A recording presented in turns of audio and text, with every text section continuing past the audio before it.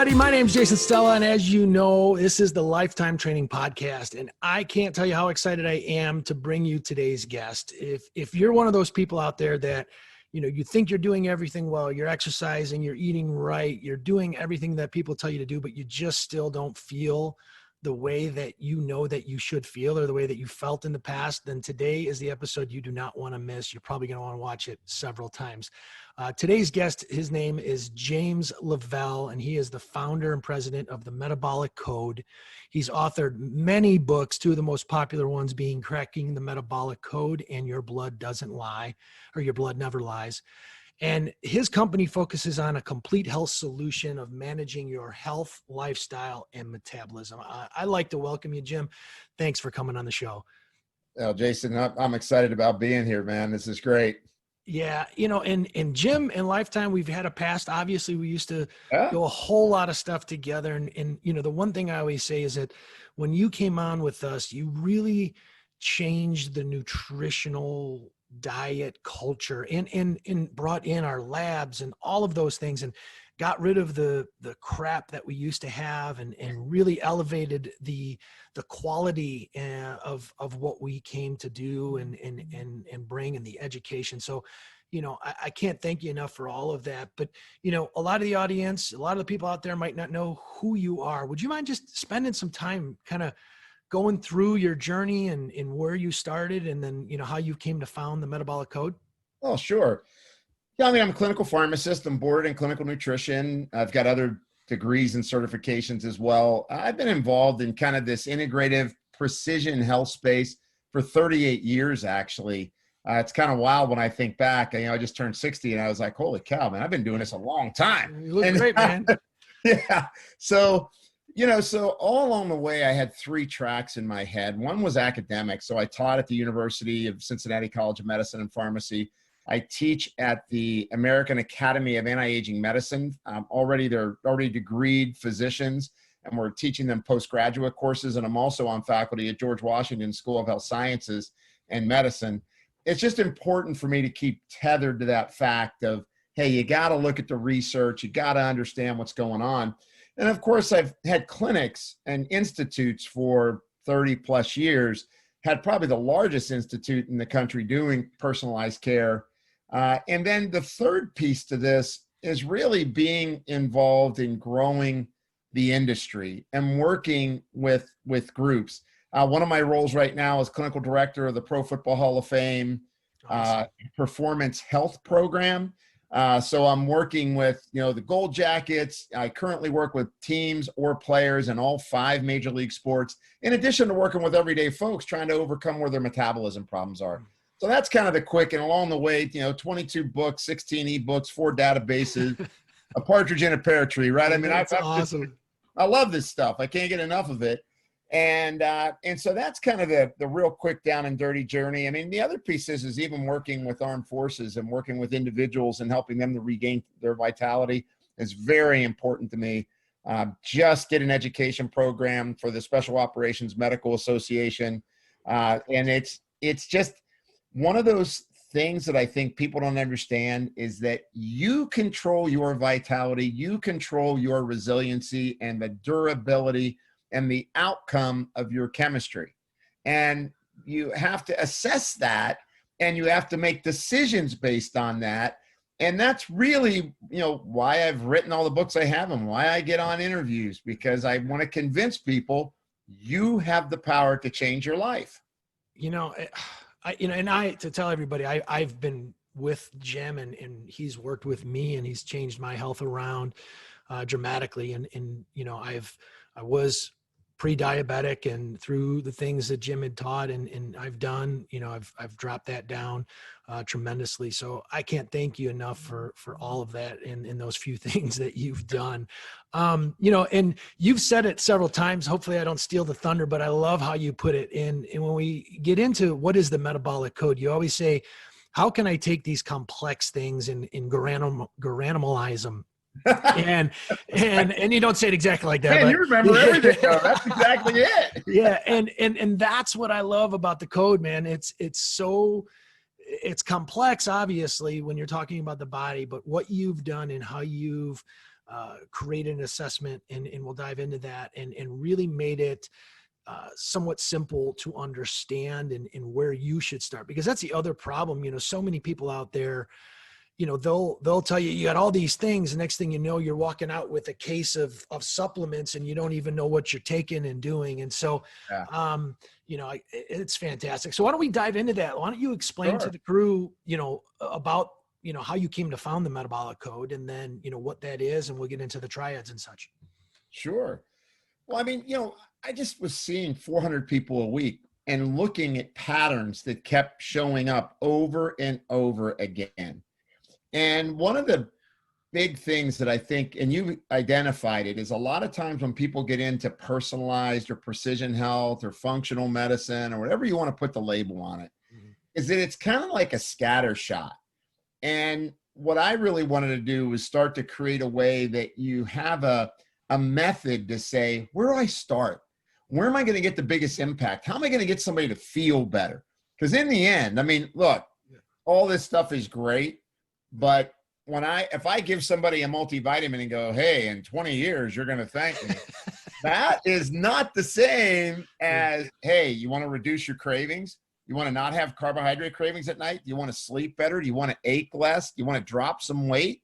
You want to feel like you're more focused? Yeah. So for me, the whole genesis of, the Metabolic Code was trying to create a system that helped people identify, where do I need to start? What are my issues? And the way that we developed that was through using a questionnaire. A lot of people go, oh, how could a questionnaire be accurate? Well, I got to tell you, every doctor office you go into in the world starts with a questionnaire. Yep. I don't care where you go. They ask a bunch of questions, and I'm no different. I'm going to ask a lot of questions. The big thing is what the Metabolic Code is trying to do is identify how far you're away from being well. Not necessarily, oh, you have this disease or you have that disease. It's, are you really operating at your best capacity? Because a lot of times what happens, you have a questionnaire and you have labs, and then from in between that, there's all this mishmash of information. So I'll give you a good example. People will say, hey, I feel awesome. I feel incredible. They go in to get a lab test. They go into their doctor, and their doctor goes, hey, you're pre-diabetic. Your cholesterol's high. You got these immune problems. And the person's going, wait a second, I felt great. And then there's other people that will answer a questionnaire and go, I don't feel so good, right? I'm bloated, I'm gassy, I'm getting tired after I eat, I crash midday, I got the 3 o'clock crash, I'm not sleeping well, I don't feel focused. I know nobody has 3 o'clock crashes. I'm just bringing up a rare thing. It's very rare. It's so funny. Out here in Arizona, there's something that's called Dutch Brothers out here, and I don't know if they're everywhere, but it's like a hipster Starbucks, right? And my kid always asks me, can you take me to take me to Dutch? And we end up going, and literally he always asks me at 2 or 3 o'clock.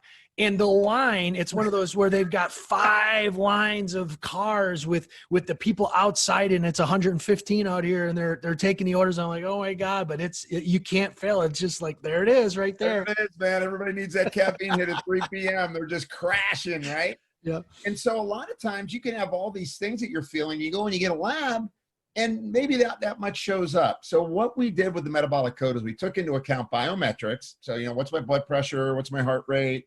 Actually, what's my salivary pH? pH is very important. Where's my body weight at? Height, all those good things. And then it scores everything. It says, how did you answer these questions? What did the labs tell us? And then it buckets them all into 5 categories. So when you talked about animals, meat, systems, biology, medicine, I mean, that was really that was kind of my creative thought, was I got to make this simple. So if you think about it, you fall into 5 categories. And those 5 categories dictate how your metabolism is going to function. So I'll give you a good example. Triad 1, right? Triad 1, adrenal, thyroid, pancreas. So it's the relationship between blood glucose, stress hormones like cortisol, and thyroid hormone. Now, what's the outcome of that? If that's balanced, if you're doing good there, you have energy through the day, you're not gaining weight, you don't feel fatigued, and you don't feel foggy-headed. Yep. That's pretty clear. And it's because when your cortisol goes up, so if you're under stress and your cortisol goes up, by default, your insulin resistance goes up. So you make more insulin, your glucose goes higher. Well, as soon as that happens, I'm going to start storing fat. And by default, when your cortisol goes up, your thyroid hormones get turned down. And that means I'm not going to be burning fats as efficiently. And Jim, I just pulled up. You brought one up. Oh, yeah, cool. This is just from the website, just so people could kind of see what's going on there. Yeah, go ahead. Oh, this is great. So if you notice here, triad 1, adrenal, thyroid, pancreas, and it scores your symptoms, labs, and totals. And it goes in green, yellow, and red. So it's, are you good? Are you kind of trending in the wrong direction? Or did you fall off the cliff? Mm-hmm. Right? And that's really, and if you look at the numbers on the left-hand side in those little circles, what that's really doing is something what we call the Metaflammation index. And in the literature, they talk about metabolic inflammation being termed Metaflammation. So a lot of people don't realize that this is being written about in medicine, that metabolic inflammation, which causes weight gain and causes insulin resistance and causes heart disease and diabetes, is real. It's a silent form of inflammation. So we're scoring that on the left-hand side. And so what this is doing, it's ranking the order of priority of what you need in order to really get your body back on track. If you notice on this sample, it has triad 3, cardiopulmonary neurovascular. Well, what's that mean for you folks that are listening? So you hear about heart rate variability and you're measuring your heart rate recovery. A lot of that is dictated by the relationship between your nervous system and your brain and your neurovascular network. So it's kind of, your brain is telling your nervous system, hey, it's always a fight or flight response. And now your heart rate variability starts to get altered and poor because you don't have flexibility to your heart rate. And so that's really important to understand. And for those out there that don't, some might know what heart rate variability is, some might not. And heart rate variability is basically a way that they've found to gauge what your stress, how much stress your body's under by gauging the timing between each beat. And there's technology out there that helps that. And the more consistent, I believe it is, the more consistent, the more stressed you are, and the more, opposite, which is opposite the way. Yeah. And you want variability. That's right. Well, it's funny because what's interesting? When your heart rate variability goes down, that means you start breathing shallow, right? Because your nervous system actually pulls your diaphragm up. The only reason I bring that up, everybody's got these smart watches now. It's crazy that we have to have a watch tell us it's time to breathe. Right? It's like, time to breathe deep. I know you're stressed out and you haven't been breathing all day, but it's time to breathe deep. And so the other part to this is, of course, lipids. And a lot of people believe, I think the misconception, the BS, that lipids don't matter. And I'm sorry, lipids do matter. And in fact, lipids, when you're making a bunch of bad actor lipids, which you pick up in advanced lipid testing, it's the first sign you have metabolic inflammation. And usually those people are the ones that are also gaining weight. And you're also going to plaque your arteries quicker. And you're also going to damage other organs quicker. And so the whole purpose of this, and if you notice, everything's color-coded, right? Just like our animals. These things stack on top of each other. And everything is color-coded so that you understand if there's a supplement that's being recommended, it's color-coded so that you understand, oh, it's working on my triad 1 or my energy, or it's working on triad 3 and my blood pressure, heart rate variability, lipids, or it's triad 2, gut, immune, brain. Everybody's hearing about that nowadays, right? Gut, immune, brain. And triad 4 down at the bottom there is liver, lymph, kidney, the triad of detox. Am I detoxifying well? I mean, there's a lot of people that don't realize, they all hear about, oh, I'm doing intestinal detox, right? They don't realize that your kidneys are an incredibly important part of your detoxification process. And so anyway, and then the fifth, of course, is hormones, because I got to tell you, I mean, obviously teaching at the American Academy of Anti-Aging Medicine, we spend a lot of time discussing hormones as we age. Hormones in some people can really make a huge difference. And sometimes they're not as relevant, but they're a key player in your vitality and your metabolic reserve. And so the purpose of this is to really break things down into 5 categories. All the information scrunches into these 5 categories and goes, are you in good shape? Are you kind of trending in the wrong direction? Or are you really in bad shape? And in terms of your risks and how you're feeling. And so that's what this, so in what we're seeing here, obviously, is just from the site. This is saying that in this particular case, if this was a real patient, that their adrenal, thyroid, pancreas is the one that needs the most attention based on it being on the top. And then that's gauging your symptomatic questionnaire. And then if you did blood work or saliva work, it would include that. And Right. it'll mash all that stuff together and then give you a risk on which one needs to be worked on. That's awesome. Fantastic. Yeah, because you know what? Here's the cool thing, man, right? Jason, how many times have you heard this, Jason? Yeah. When in doubt, begin with your gut. Yeah. Like just start, just start with your gut. Yeah. Well, the reality is this person shouldn't be starting with their gut. They need to focus on their blood sugar, because guess what? If your blood sugar is high, your gut is going to be leaky and you're going to grow bad bugs. And so you can work on your gut till the cows come home, and you are not going to see any progression. Oh, what do you mean? I'm eating gluten-free. I'm eating dairy-free. I'm eating low lectin. I'm eating FODMAP. I'm eating a FODMAP, low lectin, dairy-free, food-free diet, right? It's like I've eliminated everything and I'm still not better. And right? Man, I mean, this is so what happened. great. Yeah. No, and it's because you got to go up the food chain. I hate to use that term, but you got to go up that chain and go, where are the problems? You know this in mobility, right?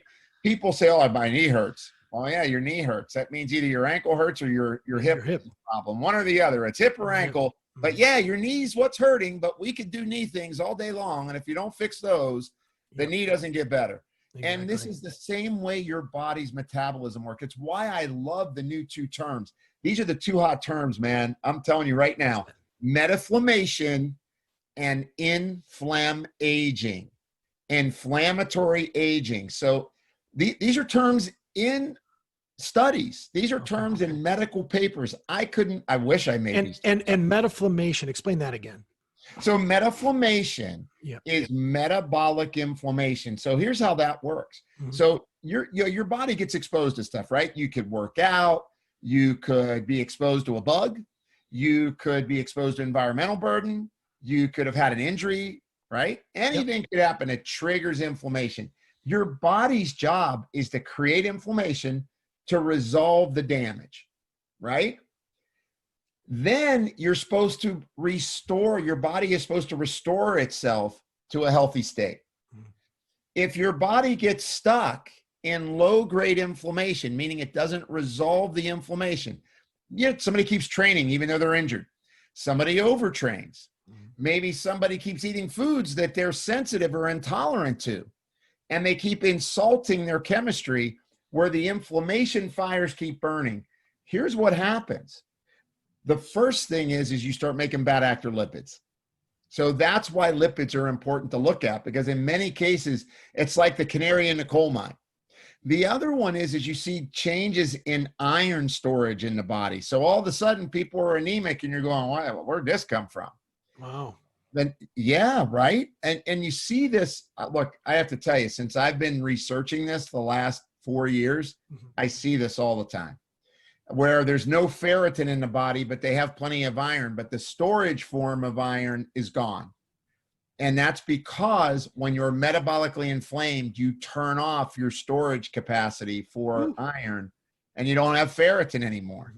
And so if say you're a vegan and you're inflamed, now your iron really plummets, right? Wow, yeah. So, and then the other aspects of it is that you become insulin resistant. You stop rebudding your neurons. It's called neuroplasticity. You start to basically fry your neurons and you get what's called dendritic retraction. It's called neuroinflammation.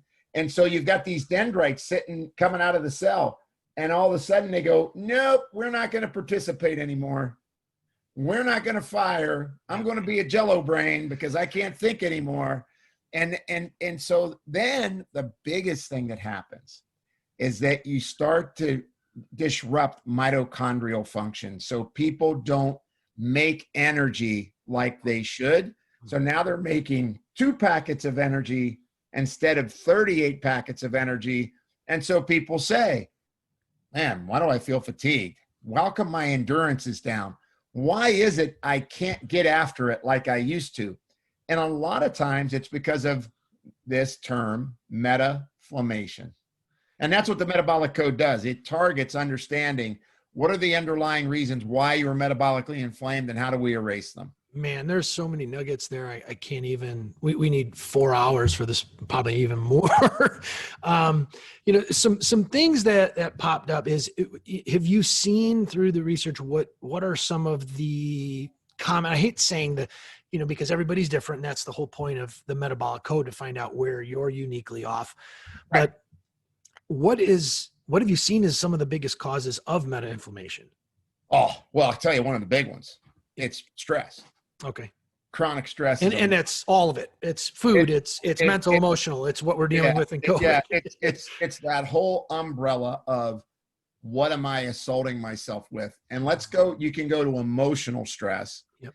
And just, hey, what's the job like? What's my world like? Right? Everybody's experiencing that in this new COVID world, right? Yeah. How do I respond to stress? Am I sleeping enough? Because when you're under, and I see this all the time, people, look, in the end, people eat too much, they eat too often, they don't pick the right foods, they don't really move enough. It's one thing now, especially in this new world, you go to the gym and you train for an hour, that's awesome. Or you train at home for an hour, whatever you're doing, you're training for an hour, but the rest of the day you're here. Yeah. It's Zoom meeting after Zoom meeting. So I know for me, it's getting people to understand, look, you're going to got to keep moving. You got to move. As Kelly Starrett says, sitting is the new smoking, right? Yeah. I mean, he's super passionate about it. I love Kelly for that reason. Yeah. And so then the next piece is environmental burden. I'll tell you one that nobody thinks about. It's things like water damaged buildings, people getting like mold exposure. Oh yeah. That's a big deal depending on where you are in the country. And water damage. I had an NBA guy who was playing in an area where there was a lot of water damage. They had floods. He got moved to another team. They brought his container of, clothing and personal goods that were very molded from being in all this water.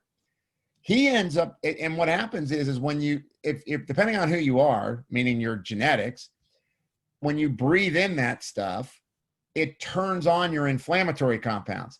So he, 4 weeks later, is going, oh my God, my joints hurt and I can't recover from playing a game. What is happening? I just don't feel well. I'm fatigued. So we had to basically detox the inflammatory compounds out of the body and then help his immune system kind of get recentered. Yep. And so, so the big things that trigger it can be environmental burden. What am I getting exposed to?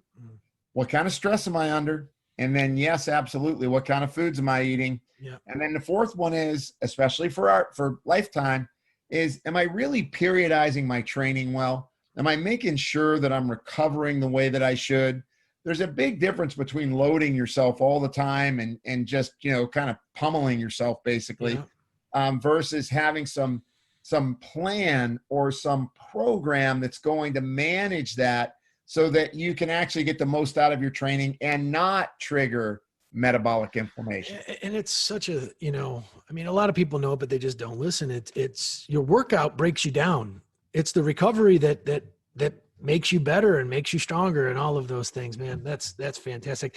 A couple of other things, there's obviously back and forth between different diets and, obviously a lot over the last 20 years, not as bad in the last maybe 5 or 6 is taking the fats out.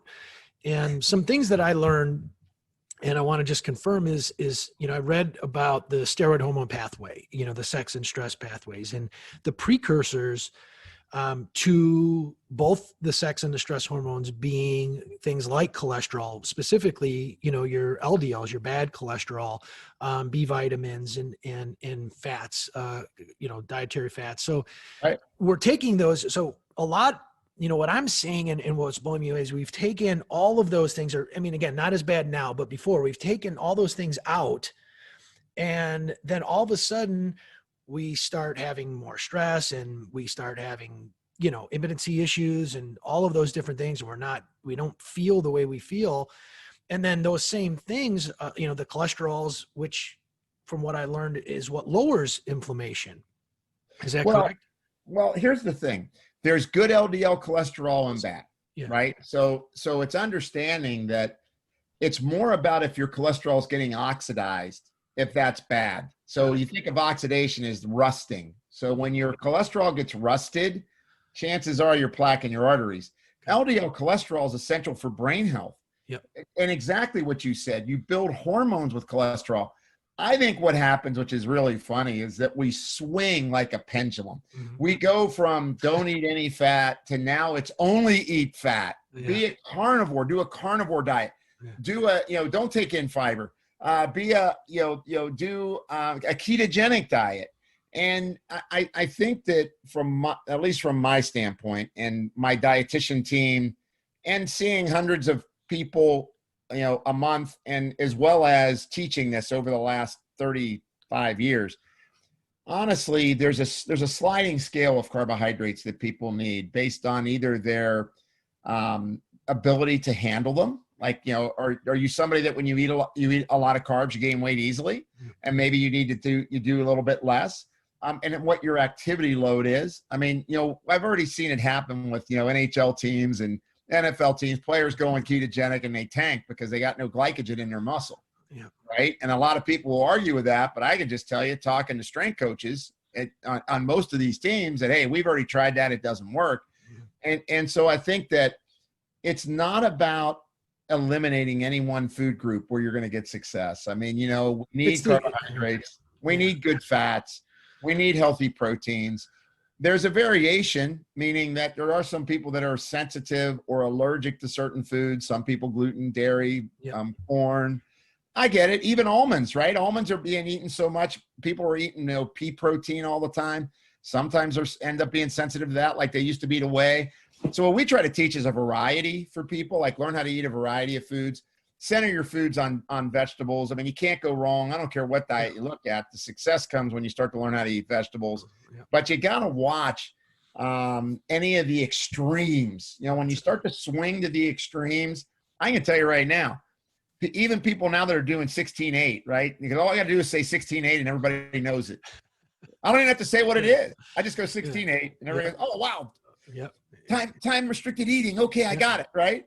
And I get a lot of people at 16-8 that they can do it for 3 months, and a month 4, they're like, man, I'm just hungry. Yeah. And I'm feeling tired. I'm not feeling like I used to. And that's why it's good to think about doing those kind of, time restricted eating, maybe 2 days a week. Yes. Should you be eating all day and all night long? No. I mean, it's funny. Yeah. When I was a kid, I'm 60 now. I can say. And you're Italian like I am, so you had some weird foods. You had a boy. Yeah, exactly. It's like, hey, eat 3 square meals a day, Jimmy. Yeah. And it's like, but you don't eat all night long, and you don't eat all day long, and you keep moving. And I think we've just lost a lot of that type of thought process of how do we logically put together our day to include movement, management of our lifestyle, eating. What are we doing to create a lifestyle that really generates health? That's the whole purpose of the metabolic code, man, because what happens is I can say to people, hey, are you doing deep breathing? I notice your heart rate's up. What's going on with that? Are you doing, maybe you need to do yoga. Maybe you need to do something. It's more restoration. But you can pick up all these types of issues when you start to look at the symptoms and the labs. I mean, hormones are a biggie. So when you think of stress hormones, I mean, I lecture on this to docs all the time. As soon as you have a lot of free cortisol, you shut down both your growth hormone releasing hormone called GHRH, growth hormone releasing hormone, and you shut down something called gonadotropin releasing hormone, which makes your testosterone, and if you're a woman, your estradiol. So as soon as you're under chronic stress, that's why people start to notice, hey, my sex drive's down, my intimacy's less, I'm not as interested. Have a hard time. And that's what, so many people don't understand is that correlation. That's what I wanted to go into. So it's great is that correlation between cortisol and estrogen and testosterone. And is, chronically high cortisol is, why people can't have kids, why females might not be able to have a kid, or why males can't, do what they need to do. And, obviously then there's the energy and vitality and the ability to conquer the stress and handle the stress, because you can't handle it, because those are yin yang hormones, that work off each other. You're right on. I mean, when we teach about triad 5, which is testosterone, estrogen, and progesterone, it's called the triad of potency. And it's potency in the world, right? Whether you're a woman and you want to feel, sexually desirable, if you're a man and you want to feel like, hey, I'm here as a male, I'm strong. It's interesting as what I see is younger and younger people have tanked their sex hormones because of the amount of stress they're under, or even how hard they train. Yeah. We wonder why so many professional athletes, they end up, they were using PEDs. Well, you know what? They probably were feeling so bad, and their sex couldn't recover. So tanked, they can't recover. They don't have strength. They feel poor. They're like, how can I get this back? Yep.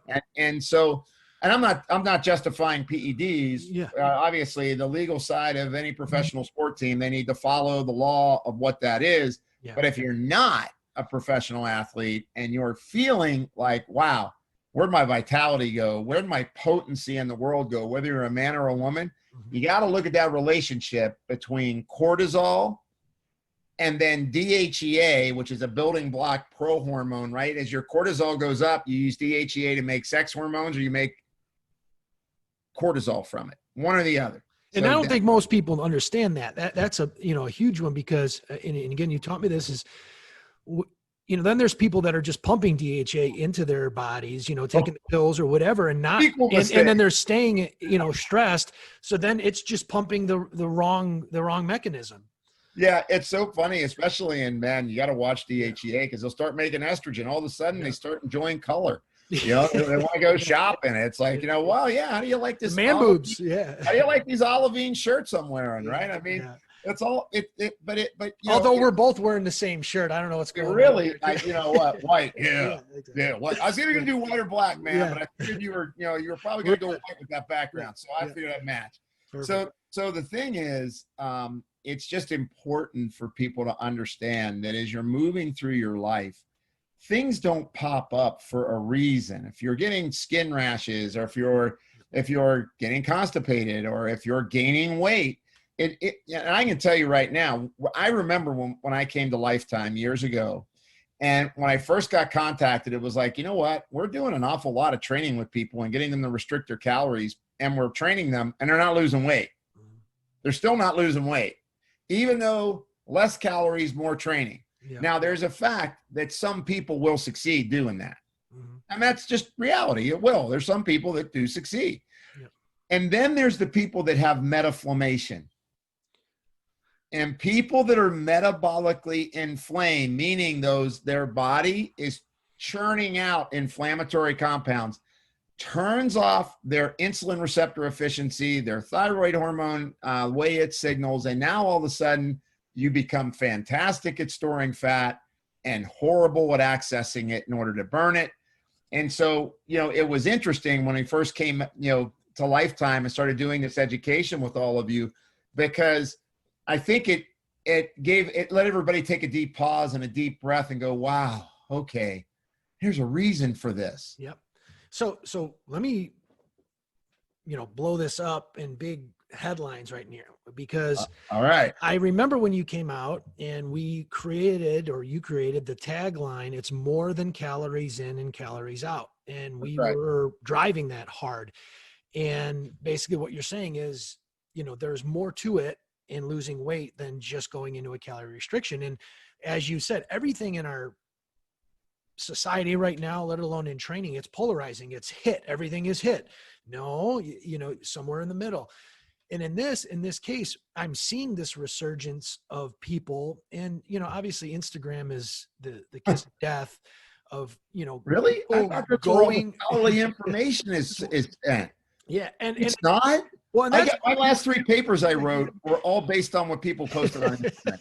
well, and And my next book, that's my main reason for the main reason I wanted to do these podcasts, because people aren't getting information from the right people. They're getting it from somebody who looks good, who's 22 years old, who knows how to market on Instagram and doesn't wear a shirt. Yeah, You know, I did wear my shirt. yeah, exactly. Oh, and if they do, their pictures. So there's like John Goodman, who we did a post on. He literally has some stuff out there where he's showing him actually increasing his biceps through, you know, Photoshop and all that stuff, and how to do that is it's a spoof on, you know, that. But it's this resurgence that's happening again of, hey, it is just it's simple. It's calories in and calories out. Well, no, if your hormones are off, if you're stressed, if you're, and if you're working with a 20-year-old, maybe, yeah, it's going to be pretty simple. But when you start working with the big gross population that at Lifetime we do, or the people that are usually going to train with people, it's way bigger than that.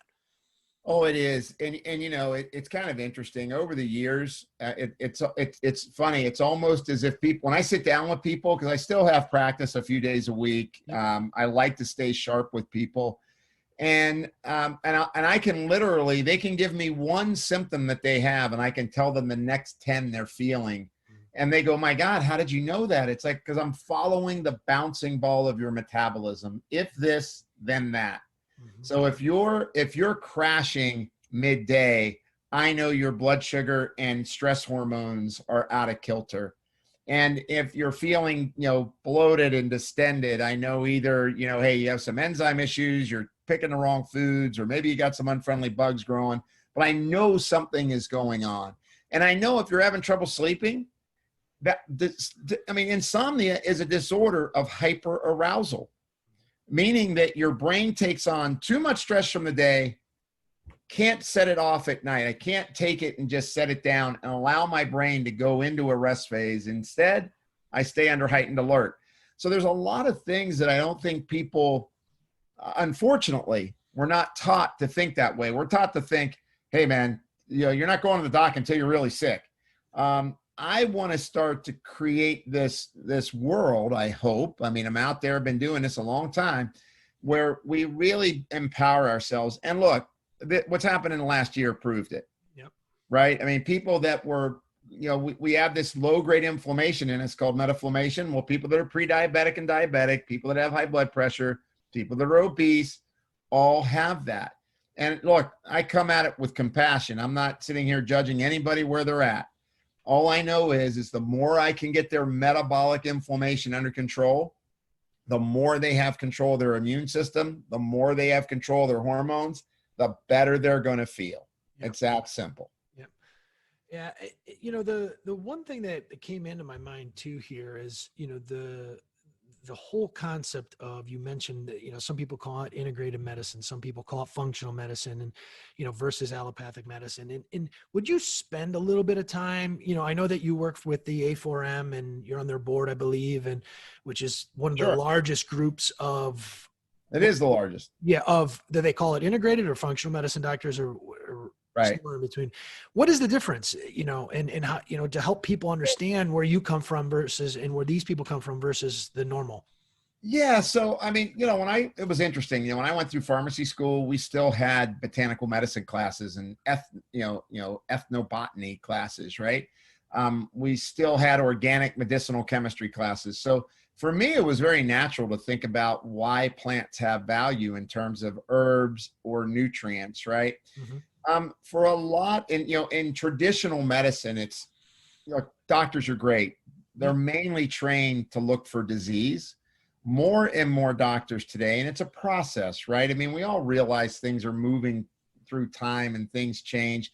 It's that idea of, you know, new ideas don't get accepted, old people die, right? I mean, it's, yeah. You know, it's kind of like, okay, we're moving this thought forward that behavior matters, yeah, that what you eat matters. It used to be that what you ate didn't matter. They're like, hey, it doesn't matter. Eat whatever you want. It's okay. You're just going to end up getting sick anyway. And we got great drugs for that. Yeah. And so allopathic care strictly usually goes like surgery, prescriptions.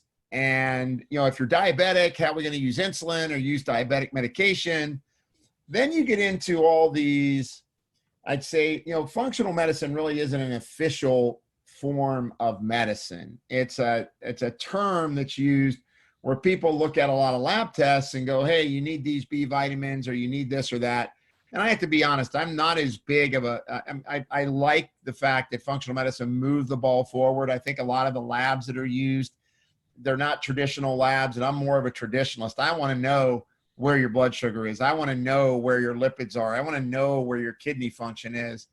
And then there's the what's called precision medicine movement, which is I'm going to find out precisely what you need. And that's a term that's being used in medicine a lot. And then there's a real board for integrative medicine. There is a board that you pass to be an integrative medicine doc. I teach at George Washington School of Health Sciences and Medicine, and we have a master's program in integrative medicine that doctors can take that makes them eligible to sit for that board, to be boarded in integrative care. So what's integrative care? Well, this is, what we talk about all the time, Jason. It's what works for the individual. Is it that they need structural help or biomechanical help? Do they need to go to a PT? Do they need to go to a myofascial specialist? They need to go to someone who's going to train them. Where is their diet at? Do they need special training in how to eat? Do we have to identify food allergens? Where are they at with their chemistry, so that we're looking at chemistry not from the standpoint of just what illness do you have? It's more about where are you on your health continuum? It's that old story. If you've got a 95 blood sugar, you have a normal blood sugar. You have a 60% risk of being diabetic if you have a 95 blood sugar in the next decade. Yeah. You're right. You're in normal. So integrative care looks to mold you and move you to your best possible health, and be preventative, meaning, hey, look what's coming down the road. So look at your trend analysis, as well as identifying the obvious, right? Yep. So that's really what the differences are. Yeah, and that becomes, I saw it explained to me one time where they just had a straight line with a, basically bottom line and then a y-axis up. It's y-axis, right? I believe up. Right. And then they drew a signal. On the far right was death. On the far left was health, right? Right. And then in the line in the middle of them both was disease. And right. And they said, what happens is that the normal doctors will come and work from the line right and get you so that you're asymptomatic. So your disease isn't there, or you can't see the symptoms, but they don't really fix you to go further back the other way. Okay. And integrative medicine is going to work on what potentially is coming. And the problem is what drives people's behaviors is the symptom that they're seeing now, not what could be in the future. And that, I think, obviously I think that's changing in the world a little bit, more now than it has in the past. That's awesome. The other thing too, that I'd love to dive into is, I know you've written a couple of different books, and in one of them was fascinating, especially as my father was going through, he had passed away, going through some stuff and taking a bunch of medications, where you had written some books around, if you're taking these popular drugs, right?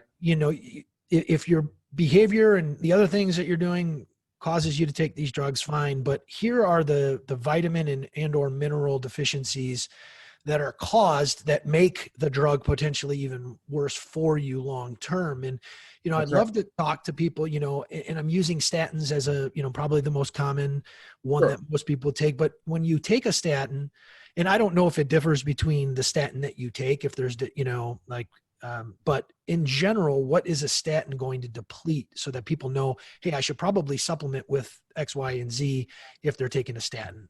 Sure. Yeah. And, that's called drug-induced nutrient depletion. And I've written databases on it, written 4 books on it.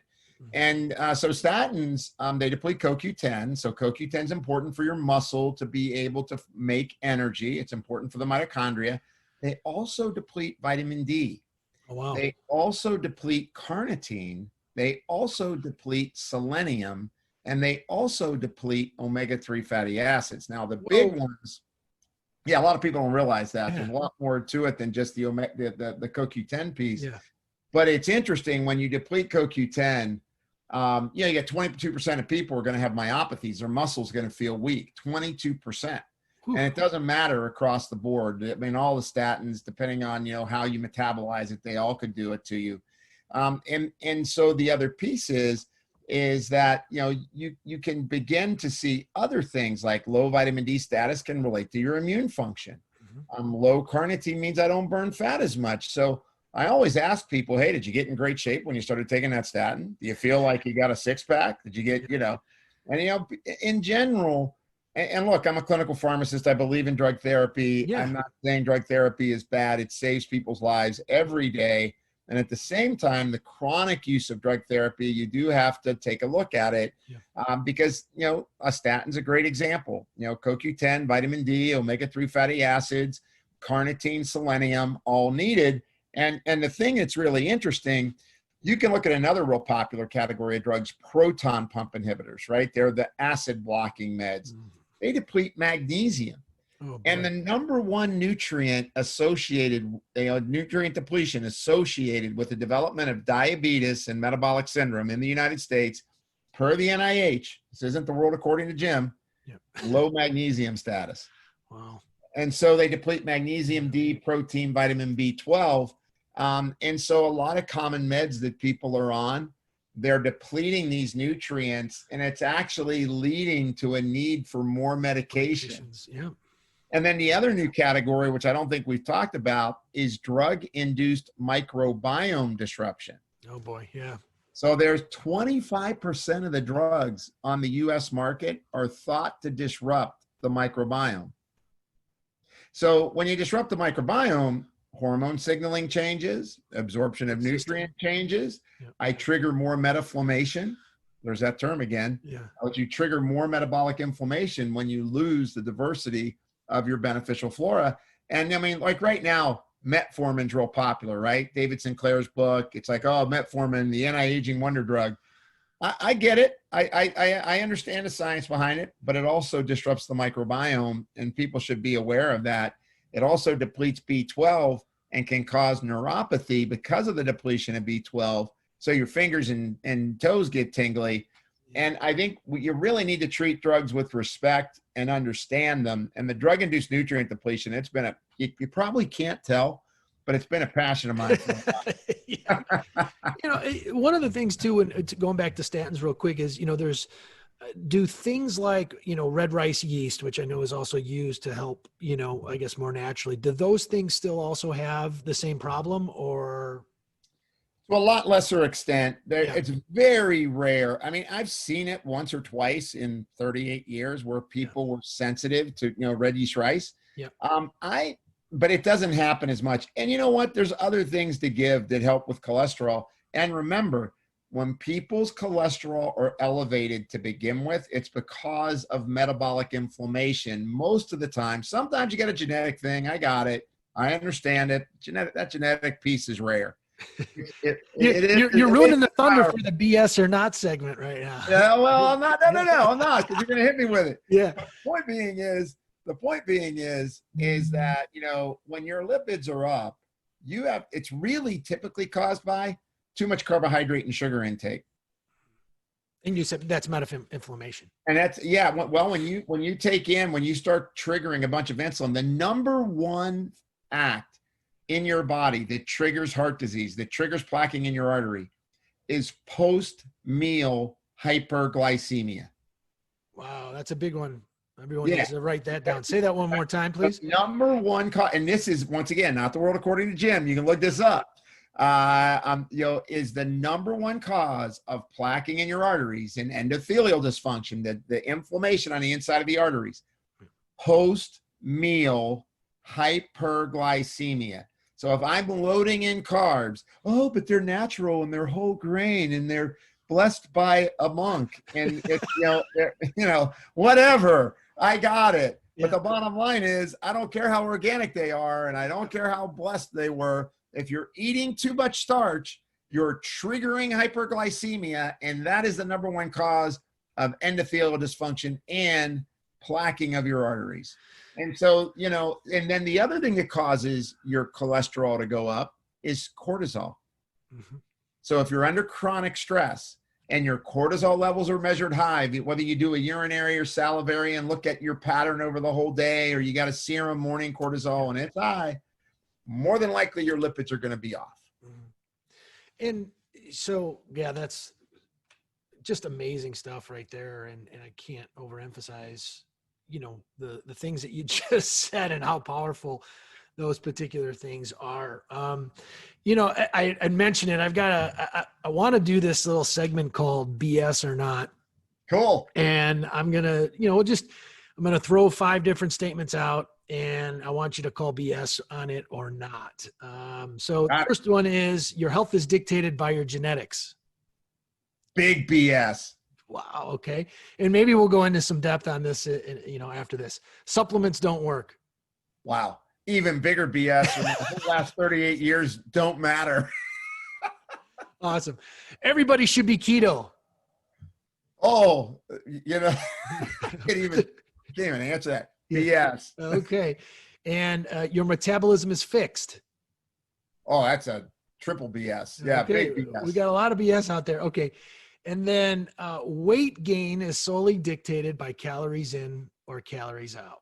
Well, as I talked about that earlier, that's BS. That's no doubt.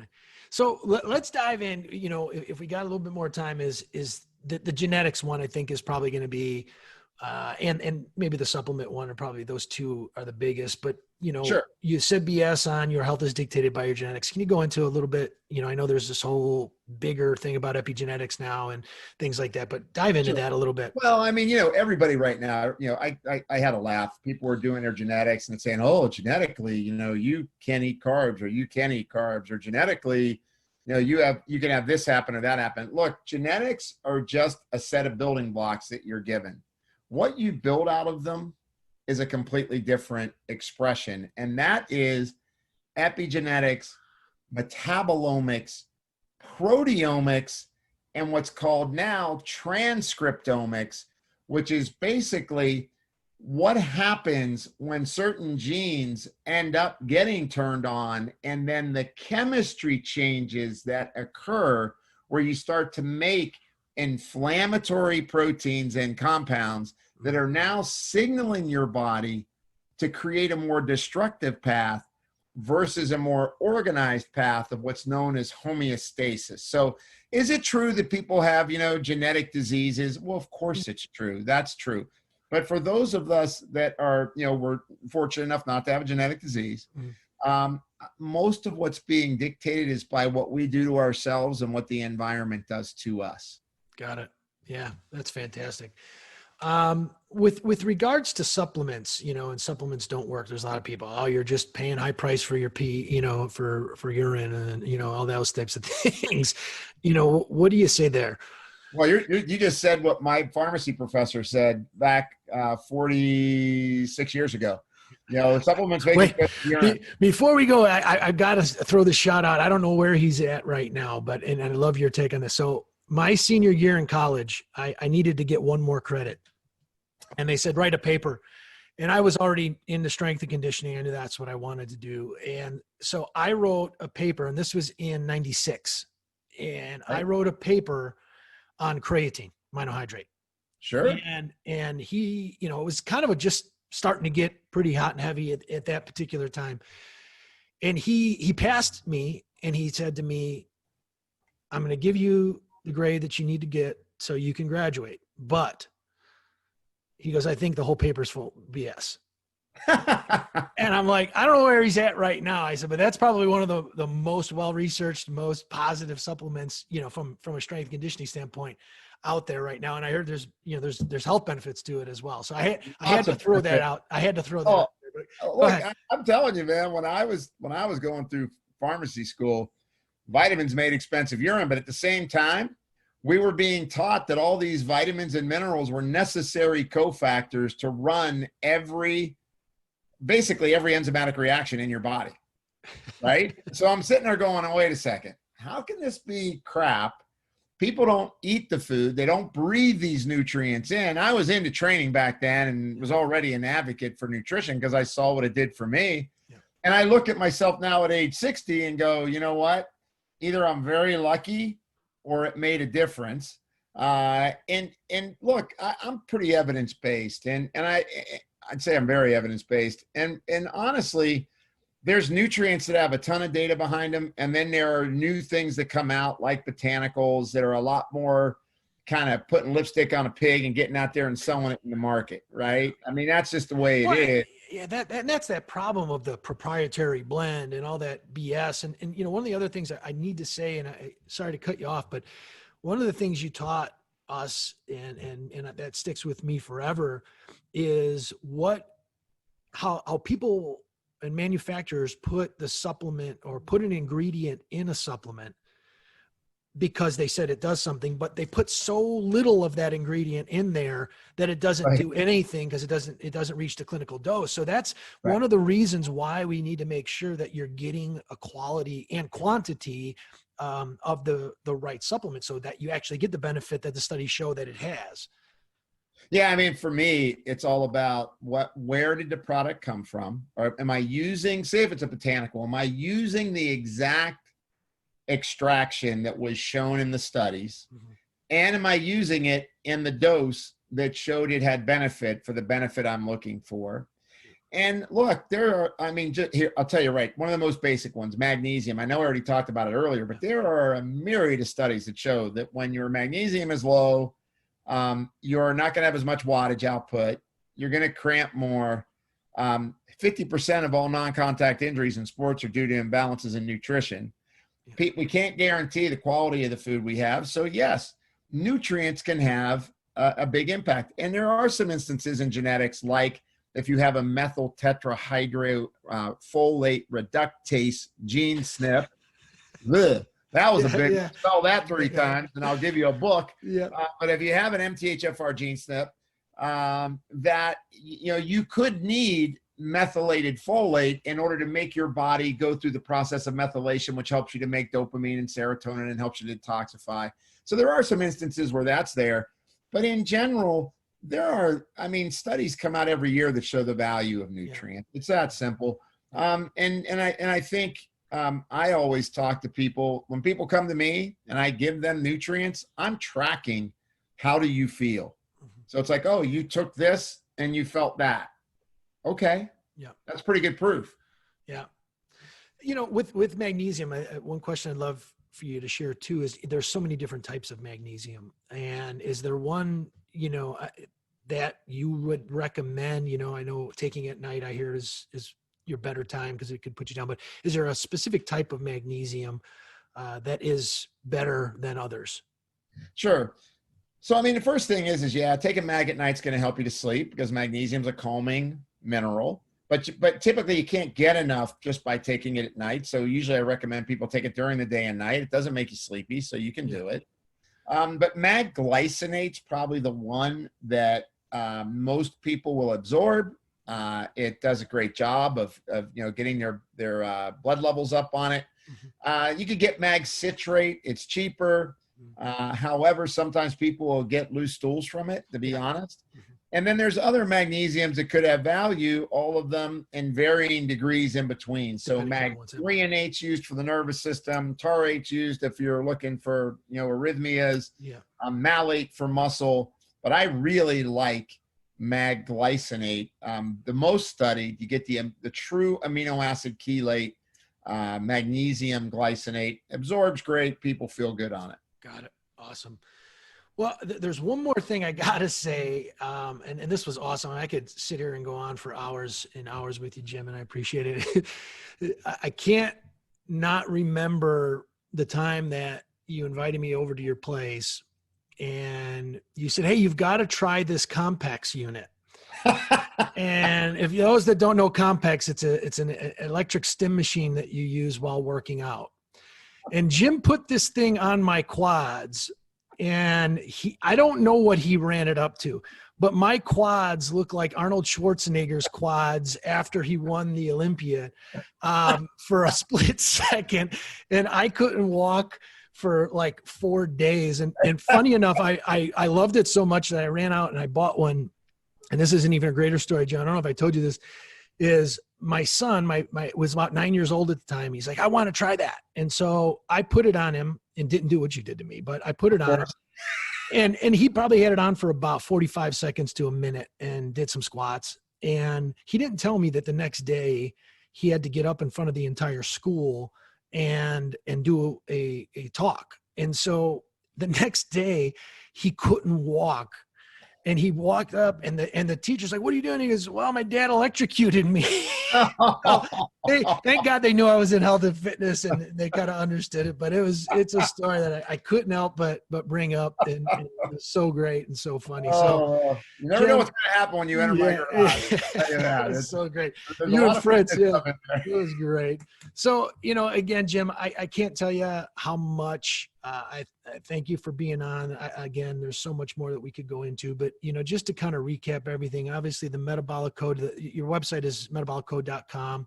That's right. And that dives into and it explains a whole lot. The triads make it simple. Watching, just being a little bit more conscious. So if you're out there and you're not feeling well, but you think you're doing the right things, this is a great place to look up. And Jim works with a lot of doctors around the world. So there might be someone local that you work with, or you can. Sure.